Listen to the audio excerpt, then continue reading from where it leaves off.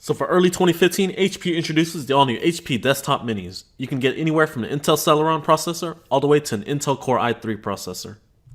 The all-new HP Stream Mini and HP Pavilion Mini make it an affordable way to get a Windows box without breaking the bank. This mini desktop is extremely lightweight and compact. The dimensions are 5.71 inches by 2.13 inches tall. The weight comes in at 1.46 pounds with the exception of the HP Stream, which comes in at 2.9 pounds. The design and build quality of the all-new HP mini desktop has been good. On the exterior you got a snow white finish, and on the top you got a silver finish with an HP logo on top.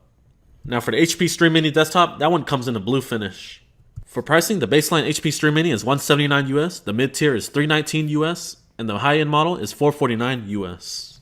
You get a good amount of ports with the HP Pavilion Mini. Here goes your Kensington security slot, headset microphone jack combo, gigabit Ethernet port, 2 USB 3.0 ports, full-size HDMI port, display port, AC power port, and your exhaust port for your fan. On the side, you got an SD card reader. In the front, you got your power button, and an additional 2 USB 3.0 ports. And for those of you that like the dual monitor setup, you can hook up one via HDMI, and the second monitor you can hook it up via DisplayPort. Unlike the Mac Mini, HP is also including a full-size wireless keyboard that is battery-powered. The key travel and tactile feels good, however, the design and build quality just feels a tad cheap. But hey, it's better than nothing. And that's not all, HP also included a wireless optical mouse with your HP Mini. The HP optical mouse has been performing pretty smooth without any issues. Simply connect this USB dongle to the back of your HP Mini for wireless connectivity. There are 3 processors to choose from. The first is an Intel Celeron 2957U clocked at 1.4 GHz. And the mid-tier which I have here is the Intel Pentium 3558U, clocked at 1.7 GHz. And finally, there is a high-end model which features the Intel Core i3 4025U, clocked at 1.9 GHz. Let's get back to the mid-tier version which I have here. Like I said, it's a Pentium clocked at 1.7 GHz.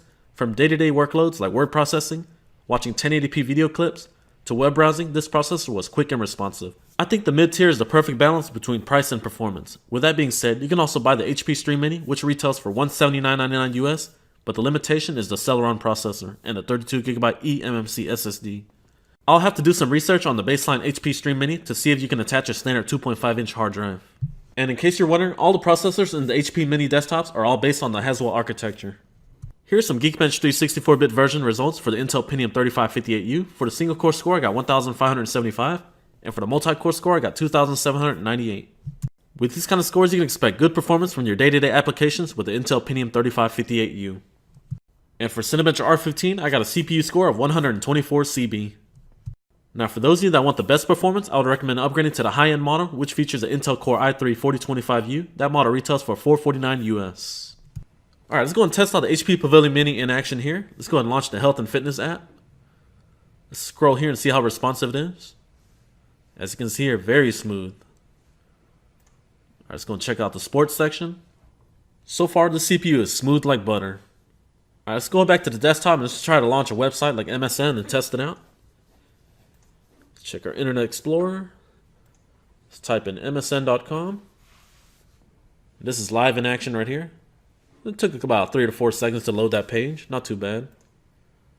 Let's try to scroll down.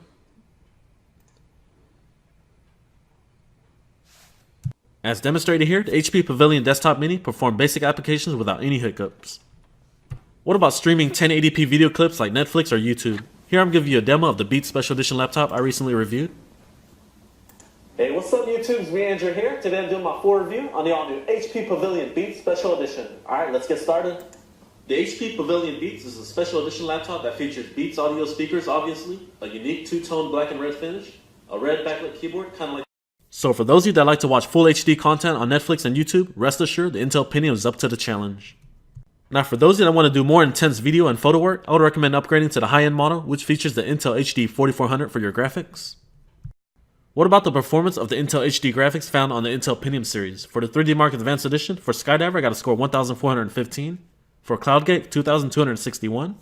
And for iStorm Extreme, I got a score of 17,179. With the Intel HD Graphics Haswell Edition, many of today's high-end games will not be playable. However, light-duty games like Minecraft, League of Legends, and World of Warcraft will be playable without any issues. Next up, I have a demo of Minecraft running on this desktop with Optifine installed. Let's see how this baby performs. Right now, I'm averaging around 35 to 40 frames per second. So far the lowest I saw was around 28 frames per second. This is pretty good considering I'm running at full HD, and for those of you that have a big panel TV at home, simply connect it via HDMI and enjoy the Minecraft experience. The Intel Pentium 3558U is very power efficient, and that doesn't surprise me at all since it's based on the Haswell architecture. On average, the CPU temperature were around 52 to 54 degrees Celsius, with a maximum of 59 degrees Celsius during extended Minecraft gameplay.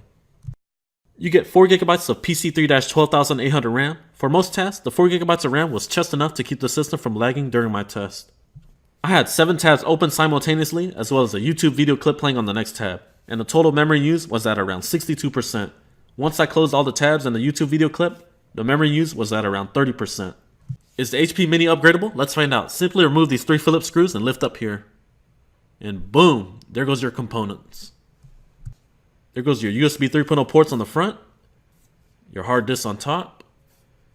On the side, you got 1 sodium DIMM slot occupied by the 4GB of RAM, and it looks like there's an additional DIMM slot. The 3558U can support up to 16GB of RAM. Here's the backside where you got your vent and heatsink and all your ports. And the right side looks like your Broadcom 802.11 Wi-Fi. Let me get a better focus for you. To upgrade your hard drive, simply remove these black 4 Phillips screws right here. Next up, lift up gently and you'll have access to the hard drive cable. Here's a better view of the components inside. There goes your Broadcom 802.11a, B, G, and N. The connection and signal string on the Broadcom 802.11 has been solid, no issues at all.